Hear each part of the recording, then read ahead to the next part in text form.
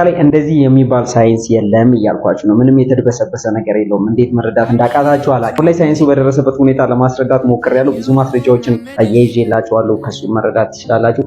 ስፖርት ሪዳክሽን ወይ ደግሞ ስፔሲፊክ የሆነ ስብ ማቅለጥ የሚባል አይነት ስፖርት የለም። በእርግጥ ስፔሲፊክ ታርጌትድ የሆነ መስል ቢልድ ማድረግ እንችላለን። ባይሴፕስ፣ ትራይሴፕስ፣ ዴልቶይድ ምናምን እያልን ጡንቻ ተኮር የሆኑ ስፖርቶችን ሰርተን ልንገነባቸው እንችላለን። ግን ቦርጫችን፣ ሞባይላችን፣ ፊታችን ምናምን እያልን ሰቦችን ትኩረት አድርገን የምንሰራበት ስፖርት ነው።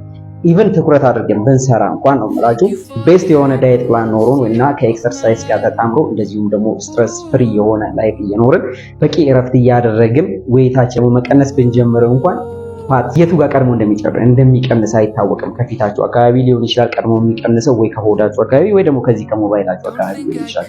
በእርግጥ አሁን ላይ ያለው ሳይንስ የሚያስረዳው ወይ ፕሮፖርሽኔት ላይ ነው የሚቀንሱት። ትንሽዬ ከፊታችሁ፣ ትንሽዬ ከሆዳችሁ ወይ ደግሞ ከጎናችሁ ምናምን እያደረገ ነው የሚቀንሰው። ኤግዛክትሊ ቦርጭን ፎከስ አድርገን የምንሰራበት ሁኔታዎች የሉም ማለት ነው። ኢቭን ቢቀንሱ እንኳን የተረጋገጠው አንድ ነገር ላስት ላይ ወይ ደግሞ በመጨረሻ መቀነስ የሚጀምረው ቪዝራል ወይ ደግሞ ሆዳችን አካባቢ ያለ ስብ ነው ማለት ነው። ስለዚህ ምንም ያወሳሰብኩት ነገር የለም። 200